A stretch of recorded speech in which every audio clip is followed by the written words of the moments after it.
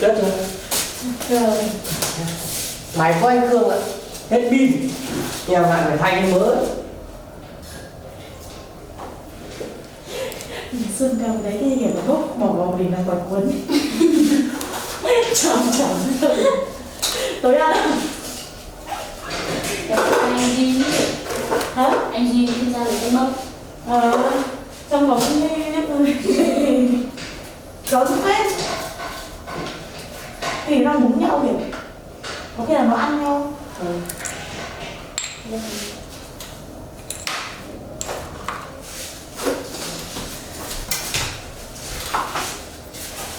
hai cái hai tỷ To mà. tên hình nó bỏ đi một đã đi. Vâng. Thôi đi được.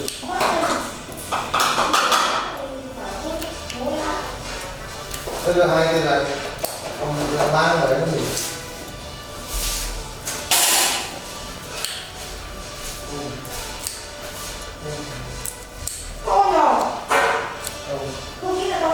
Đấy là Của ba. ngồi đi.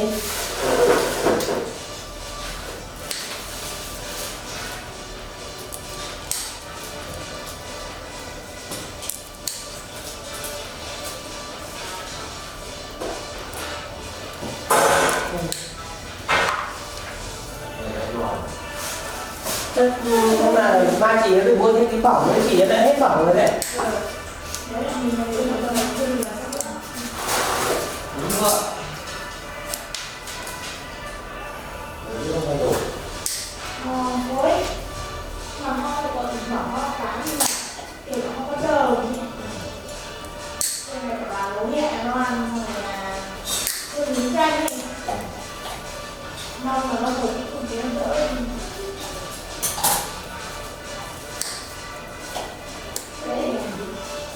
Đây.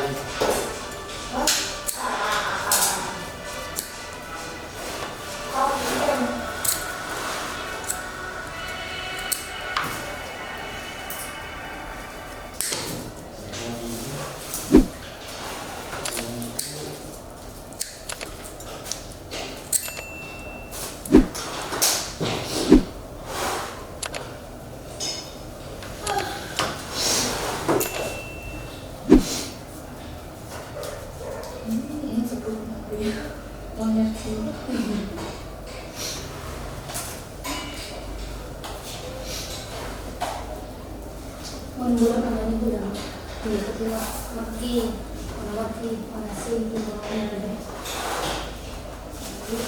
chứ đây là quên còn là côi này nó côi đó thì một bên cái côi xương côi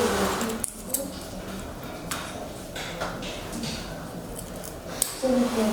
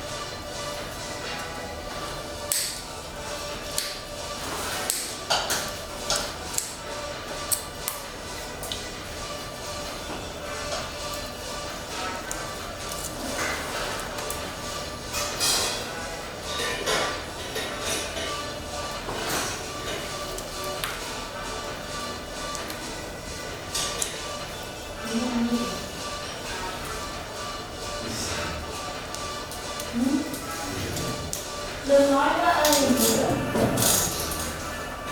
một môn không được